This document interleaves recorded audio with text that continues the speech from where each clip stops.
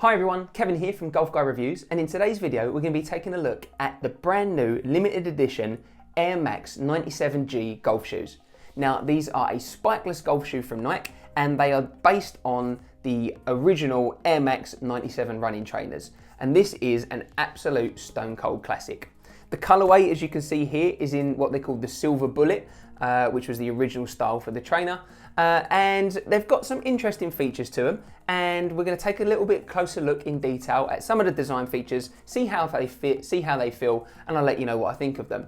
So stick around. If you enjoy the video, make sure you hit that like button, and if you haven't done so already, make sure you subscribe to my channel where you can keep up to date on all my latest reviews of golf shoes, clothing and tech right here on Golf Guy Reviews. So right from the very beginning, I think it's safe to say that these are going to divide opinion. There's going to be plenty of you out there who would much rather see a more classical, traditional style golf shoe.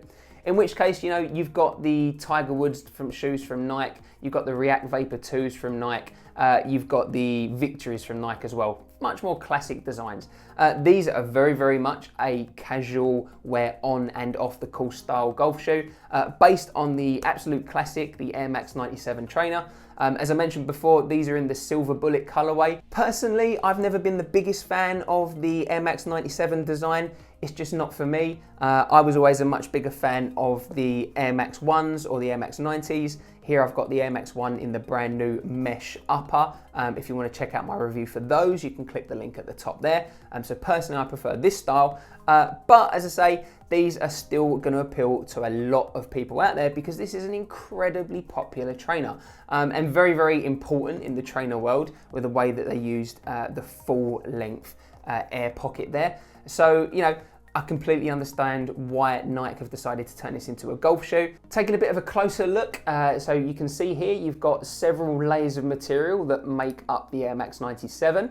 And you know, as I said before, these kind of wave patterns along the side of the shoe is based on the bullet train design, and they do give a very unique aesthetic. I think they look pretty cool, to be fair, and definitely with the style of these trainers and the way that they look, you can wear them on course. You can probably wear them with shorts if you can pull that off, but you can definitely wear them with a pair of jeans off course as well. You won't feel silly popping to the shops or going out with your mates if you're still wearing these, whereas you will definitely feel silly if you're wearing a normal pair of golf shoes. There are trainer-like shoes out there on the market that are trainer-like, but not necessarily very fashionable. These are definitely fashionable. You can rock these pretty much anywhere you want, not a problem whatsoever. So from a design aspect, I think they're really cool. Some of the elements on here are actually reflective. So when you're in the dark and whatnot, or if you have a flash photo, you'll see them running up. So that's kind of a cool touch to them. I like a few of the style aspects of it as well. I like the fact that you've got this kind of double aspect to the lacing system there where they're kept attached to the tongue. That's pretty cool. You've got the Air Max logo on the back there. You've just got a simple Nike sign on the tongue now. And you know, you've got the red Nike contrast on the side and you've got it on the inside as well. So generally, I think these are a good looking trainer for what they're trying to do. Personally, they're not my taste, but as I say, these are absolutely enormous in the trainer world, so definitely there's going to be plenty of people looking to get their hands on a pair of these. From a stability perspective, actually these are going to hold up quite well because of the amount of material that you've got here on the upper. You've got kind of layers of a synthetic leather as well as then some mesh material in between. So you've got a little bit of breathability in there, but to be honest, I don't think you're going to get a huge amount of breathability. When you put these on, you can feel that they are quite heavy and you've got a padding on the inside as well. And so that's going to affect the breathability a bit. But on the plus side, they do feel quite structured and you're going to get a fairly decent amount of stability out of them. Also from a stability standpoint, the grip that you've got on the bottom there, you've got what Nike call the integrated traction system. And you know, it's just a rubberized grip on the bottom with some of the cleats, as you can see here, pointing one way and some of them actually more just kind of pointing straight down to the ground. I found that these give you perfectly adequate traction in the dry conditions. You're going to be able to use these in the moist conditions if you want to. However, the upper isn't waterproof, so whether you'd actually want to or not is another thing. But I certainly wouldn't necessarily be looking to use these in the wet or very damp conditions. I'd much rather be going with something with a spiked version, or at least something with a little bit more grip than these are going to provide. So maybe something like the Pro SL along those lines. But as I say, for the majority of conditions that you're going to be playing in, these are going to be absolutely fine from a grip and stability perspective.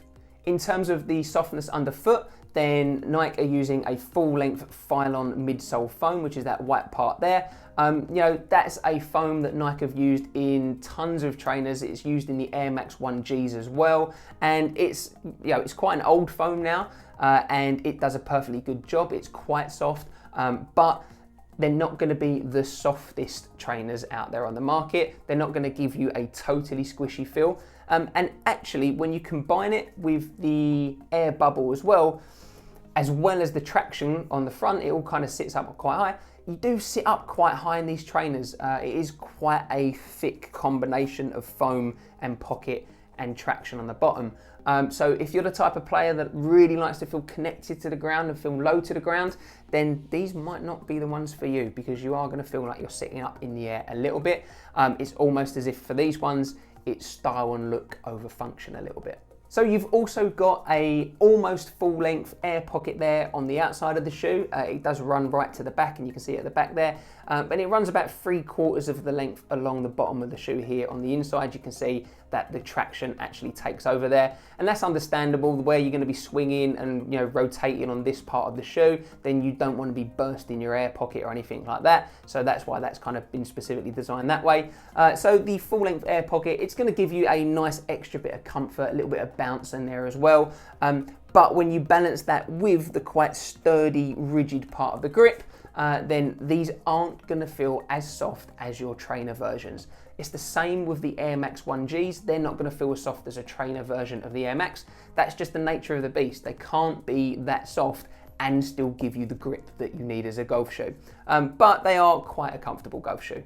When you put these trainers on, they actually fit quite nice. There's a decent amount of padding around the ankle and the heel area. And as I mentioned before, the foam underneath the tongue and underneath the top of the shoe means that you get quite a nice feeling from it. As I mentioned, they're relatively soft, but they're not overly soft. They're not the softest shoes that you're ever going to feel, but they do feel quite nice. Your foot does feel quite nice and secure in there. I'm a UK 9, and these definitely fit true to size. I don't feel any slippage in the heel area. I don't feel that the material is kind of letting my foot move about too much in there.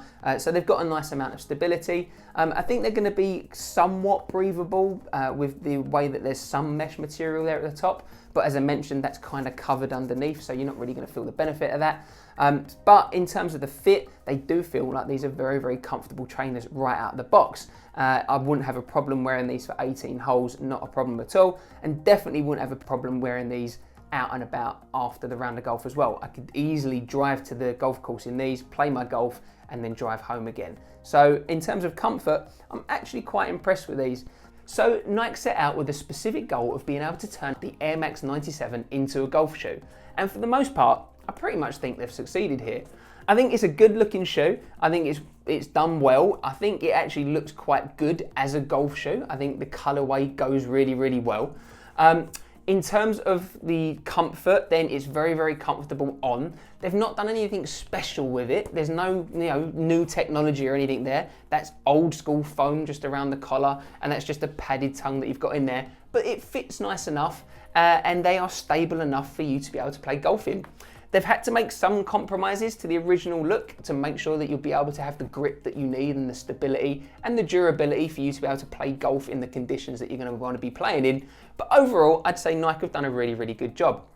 These are a very limited edition set of golf shoes. It remains to be seen whether they're actually going to increase the run of them, or maybe they'll come out with different colorways. These currently retail in the UK for £145. So hopefully if you wanted a pair, you've been able to grab a pair. Keep a lookout because there might still be some for sale. But when I looked after 2 days, these were selling out very, very quickly, and I could no longer get them in my size, in a size 9. So I'm glad I picked them up quick when I did. Let me know in the comments, what do you think of these? Do you like the style? Do you like what Nike have done with these? Do you think they make a good looking golf shoe? Or would you much prefer Nike just to stick to making more traditional style shoes?